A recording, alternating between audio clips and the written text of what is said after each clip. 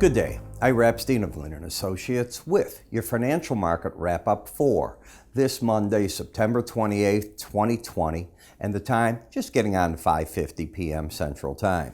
So a nice up day in the stock market.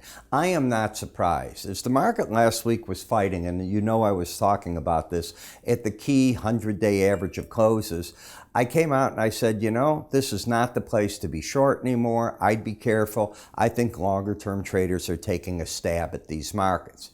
And the reason is they don't get a lot of chances at that moving average. You get these, if you will, these breaks in the market. Those breaks, because there's so much money on the sideline, have had a tendency to get bought. Why? Interest rates are low. Yes, people are concerned about the presidency, they're concerned about COVID, but they're concerned about their finances too. And are you better off in cash where you earn negative because inflation is greater than typically the interest rate you can get? Or do you step into stocks and the different rotations they're doing? That's what I think has been going on. We're also seeing the gold and the silver and the copper up a little bit at the expense of the dollar. And tonight when we've reopened here, the euro's still up a fraction, not super strong, but up a bit. And as you take a look at a weekly area chart of closes, you can see how the market pulled back here. Didn't quite make it to that the 18-week average of closes, but that's not the case on the dailies. This is how a December chart looked on this break. And as you take a look, you can see this lower and low. And with today's action, by the way, you broke the downtrend. You had a pattern of lower highs, lower lows. If you took out 33.1975, which you did today, that ends this pattern. You now have a lower and low, higher high. The market is back to a neutral swing line pattern. You're getting a little follow through tonight. The 100-day moving average, right through here. That's the number in that zone I think the pros were looking for. Now you're back to the 18. And what I wrote in my market report for my subscribers this morning was look for some resistance at that 18-week in all the different areas. And if you take a look where you stopped today. I mean, that was about what I thought the market was going to do. And I do think we're now in sort of a hold pattern. You got the presidential debate tomorrow. It's probably going to be the most watched presidential debate of all time. That's what I'm guessing it's going to be. And everybody's going to be looking at it. And, you know, people in finance, how do the two do?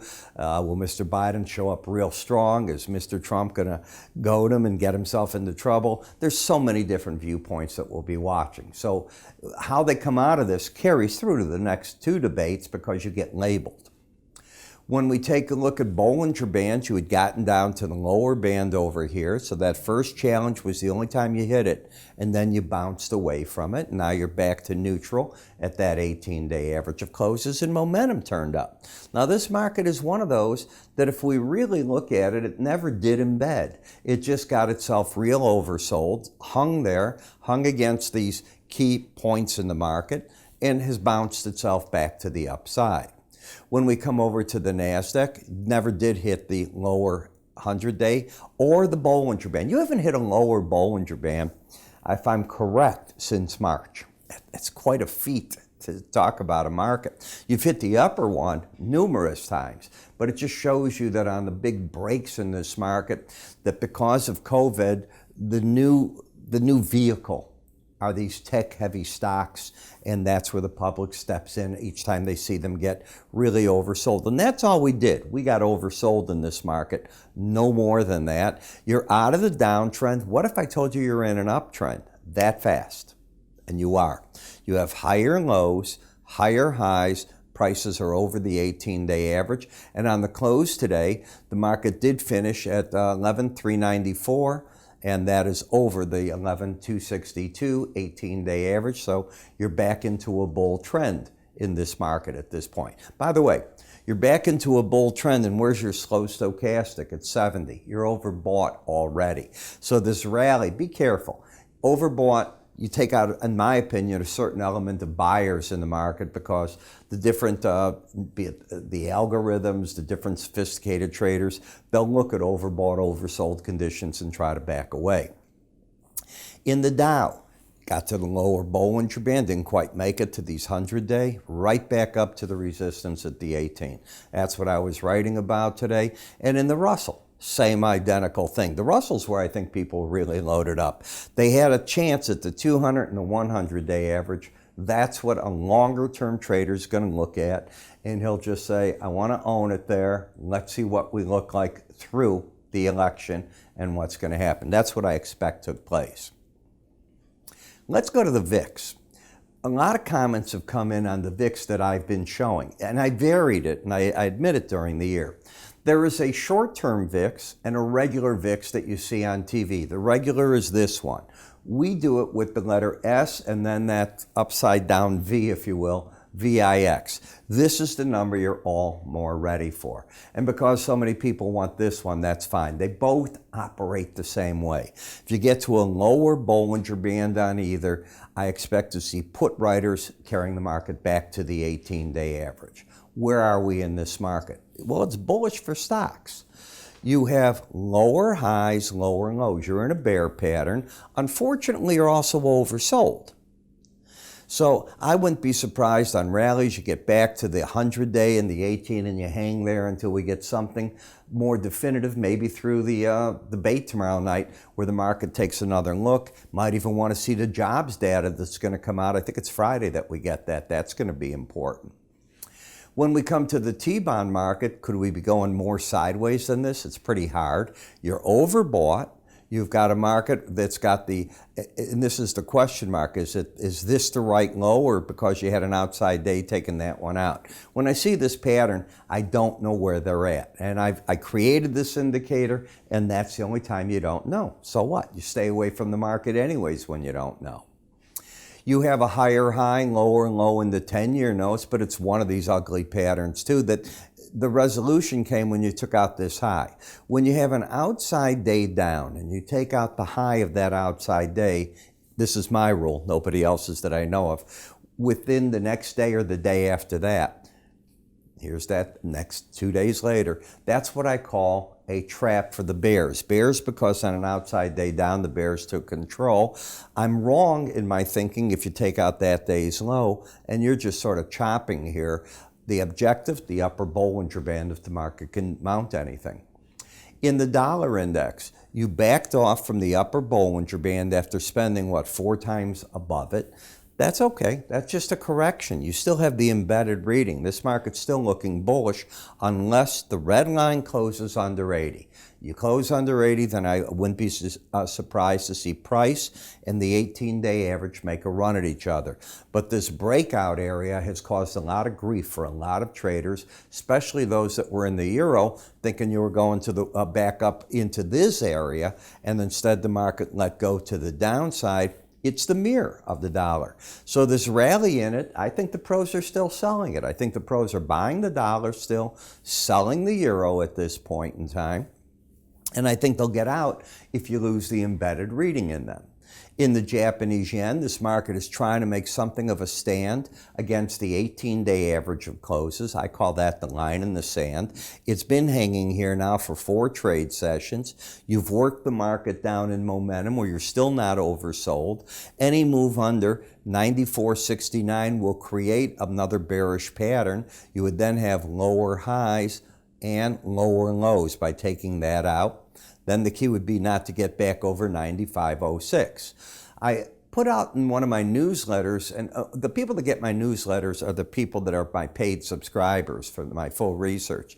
And I showed how you are no longer as tied together to the yen and the reactions in the U.S. stock market as you've previously been. And the chart showed it over the past 10 years. In Bitcoin got up today to 11,125. You're still in a pattern of with the lower highs, but with this action right here, let me show it to you, an outside day down.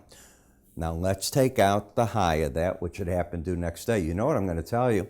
I think that you're now going to head towards that 18-day average. That's my theory on it, at least. The market got there and it's paying a little bit more. Okay, but I don't know if it's going to do anything. I'm not even sure which is the right low. When I get this chart pattern, I go to the sidelines. That's all I can say about that. Here's your differential between Brent and WTI crude. It's no longer a $10 differential, 4, 3. It's $1.87. They trade pretty similar to each other. If you take a look at the Brent here, it turned in a bullish performance today. Now you've got higher lows, higher highs, momentum up, bias up. I think the pros are buyers in this area, ideally looking for 44.20. We get the API energy stocks tomorrow, and then on Wednesday we get the EIA. I've already seen the estimates of the EIA and they're flat, so be interesting to see how the market, if it's going to try to keep that bullishness with it, goes. You're entering overbought territory now in the WTI crude, so I'd be a bit cautious right here. Overbought takes out, I think, a certain element of the buyers. The trend is up. The market has paid great attention to the 100-day average, and now you're getting the possibility that the 18 is going to go under the 100-day. That'll be very strange. That's not a bullish picture. When you're getting the 100 over the 18, that means the medium-term average, the 100, there's a 200 also, is now getting over that 18. People that follow moving averages won't like that. In the gasoline chart, you've got higher lows, higher highs. Target's 124.27, but you're very overbought. Don't have to reach those targets when you're that overbought, so be cautious. And you're fighting a battle at the 18-day average of closes in nat gas. The trend is up. You've got higher lows, higher highs. The market's just hanging each day for the 5 days in a row. It just keeps coming back to that number. Be cautious with this right here. The first cold weather's coming. That's not bearish for natural gas. Keep that in the back of your mind too.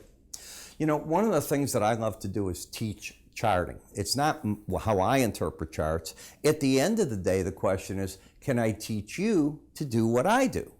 And I believe I can teach you without even sitting next to you in the 6-hour video of my course how to work with swing lines, so you'll be able to draw them on any chart you look at. You don't need a computer, but if you have it, it'll do it for you. Slow stochastics. How do you work between overbought, oversold, flat momentum, embedded readings? What about these window envelopes, which are standard deviations basically from an 18-day average of close? Create the chart, take the name off the chart, and be analyzing it the same way each and every time. Nobody walks on water, but you start figuring out small dollar risks or risks you're comfortable with. Not every chart's going to give you a small risk, but there's enough of them to take advantage of, and there's enough that when you're wrong, you're not getting that hurt. There's also bigger risks. Which way do you want to learn? Do you want to go on the weekly charts for the longer term plays? Well, I teach all that in the charting course. The course, by the way, is $199.95. Not a lot of money by any stretch. It includes the software package itself for the charts, $100 value. If you're not already getting my research, the full research package, $60 values. You got $160 back on that, and $39 roughly for the videos. Think about that. You get the whole package, and I think you'll find it more than interesting. Go to www.iraepstein.com under the word education. It's all explained there. Have a great day.